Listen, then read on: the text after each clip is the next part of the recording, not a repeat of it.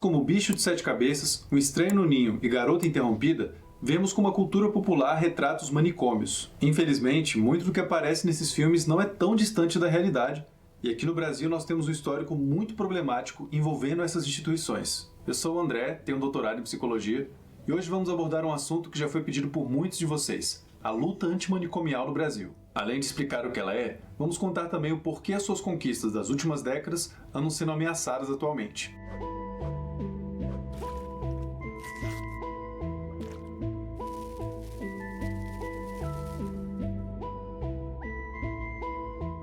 Um dos principais objetivos da luta antimanicomial é garantir que pessoas com transtornos mentais ou vivenciando sofrimento psicológico tenham seus direitos básicos respeitados pela sociedade e sejam tratadas de forma digna.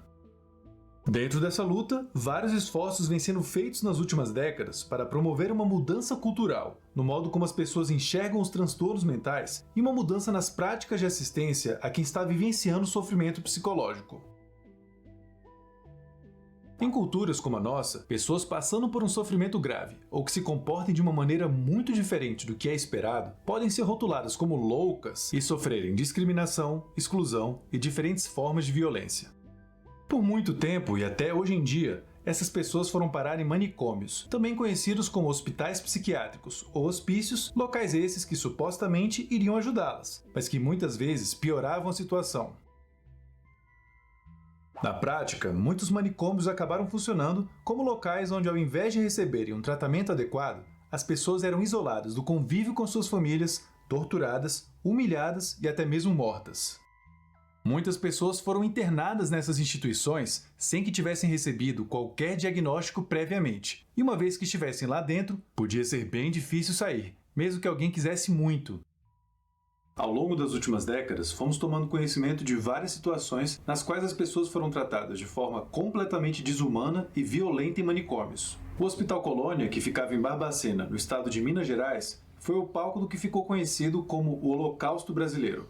Em 1961, o hospital tinha cerca de 25 vezes mais pacientes do que a sua estrutura física suportava. E entre 1930 e 1980, ocorreu um verdadeiro extermínio nesse local. Cerca de 60 mil pessoas morreram lá, sendo que em torno de 70% delas não haviam recebido nenhum diagnóstico antes de serem internadas. A maior parte das pessoas enviadas para lá eram negras, homoafetivas, em situação de rua, opositoras políticas, prostitutas ou quem era visto em sua família como desajustado de alguma forma. Ou seja, muitos dos pacientes do hospital eram simplesmente pessoas rejeitadas ou discriminadas pela sociedade. Embora o objetivo inicial fosse oferecer tratamento a quem possui algum transtorno mental, esse hospital acabou se transformando em um local de isolamento da sociedade e de extermínio daqueles que fugiam dos padrões da época. Se você quiser mais detalhes sobre o que ocorreu lá, assista o documentário O Holocausto Brasileiro, mas só se você tiver estômago para isso. Situações precárias foram constatadas em vários manicômios do Brasil e de outros países, o que motivou diversas pessoas ao redor do mundo a iniciarem o que é conhecido hoje como luta antimanicomial. Um dos pioneiros nessa luta foi o psiquiatra italiano Franco Basaglia, o qual chegou a visitar o Hospital Colônia, em Barbacena, e o comparou aos campos de concentração nazista. Basaglia inspirou o fortalecimento da luta antimanicomial em vários países, inclusive no Brasil. Ele contribuiu para que a Lei da Reforma Psiquiátrica Italiana fosse aprovada em 1978, a qual serviu como base para que apenas em 2001 a Lei nº 10.216, também conhecida como Lei Paulo Delgado, fosse aprovada aqui no Brasil. De acordo com a lei, pessoas com transtornos mentais deveriam ter os seus direitos básicos respeitados, ter acesso a informações detalhadas sobre as suas condições, receber tratamentos adequados e serem protegidas de qualquer forma de violência, dentre outras coisas. Outro avanço foi a decisão de fechar gradualmente os manicômios e substituí-los por outras formas de assistência. Seguindo a lógica manicomial, pessoas em sofrimento psicológico devem ser segregadas da sociedade para melhorarem e os seus direitos são dispensáveis. Já seguindo a lógica antimanicomial, os direitos das pessoas devem sempre ser preservados, os seus relacionamentos devem ser fortalecidos, as internações só devem ser cogitadas, em último caso, por tempo limitado e com o objetivo principal de facilitar a reinserção da pessoa na sociedade o quanto antes. Ainda vamos falar algumas coisas bem importantes sobre a luta antimanicomial no vídeo de hoje, mas se gostou do assunto que estamos abordando, clique no joinha, comente aqui embaixo a sua opinião, inscreva-se no canal e siga a gente nas todo o território nacional para oferecer acolhimento e tratamento para pessoas vivenciando diferentes formas de sofrimento psicológico. Essa rede inclui os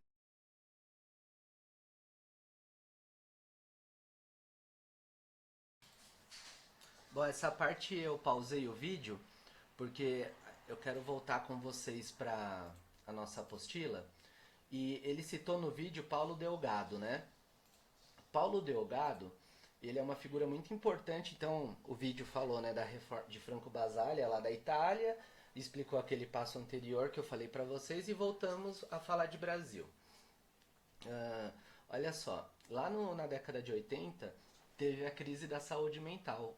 Isso aconteceu porque muitas pessoas começaram a procurar internação psiquiátrica sem justificativa ou sem indicação, apenas para sobreviver ou receber uma pensão por invalidez. Mas aí muita coisa mudou no pensamento de saúde mental, né? E aí teve articulação de toda a sociedade, né? Principalmente funcionários da área de saúde mental e usuários e familiares de manicômios. E se pensou então uma outra forma de cuidado. E aí, em 1987, no ano que eu nasci, surgiu o primeiro CAPS no Brasil. Ele estava aqui no estado de São Paulo, tá? E aí depois aconteceu a intervenção na Casa de Saúde Anchieta, que era na verdade um grande hospício, né? Para poder tirar aquelas pessoas de lá, fazer a desinstitucionalização e elas poderem ser tratadas em sociedade dentro dos CAPs. Em 91 teve então na Câmara dos Deputados, né? E é a autoria do deputado Paulo Delgado, né? A extinção progressiva dos hospitais psiquiátricos, né, e substituição deles por serviços que são extra-hospitalares, como CAPS. Né? Esse é um grande marco da reforma psiquiátrica no Brasil, tá? Essa lei de Paulo Delgado, por isso que ele é um nome tão importante, esse deputado, para a reforma psiquiátrica. Bom, ela essa questão da gente começar a tratar a pessoa em sociedade, ela é necessária primeiro para a gente combater o isolamento, os maus tratos, e também porque o que adianta você esconder as pessoas com transtorno mental ou com uso abusivo de substância e fingir que nada acontece, né? Isso só gera mais sofrimento e agravamento e negligência da saúde mental, tá? Então, por isso que a reforma psiquiátrica é tão importante para todos nós. Eu espero que vocês tenham gostado desse vídeo. A gente se vê no próximo vídeo semana que vem, que a aula ainda semana que vem vai ser também gravada, tá bom, pessoal? Um abraço e bons estudos para vocês.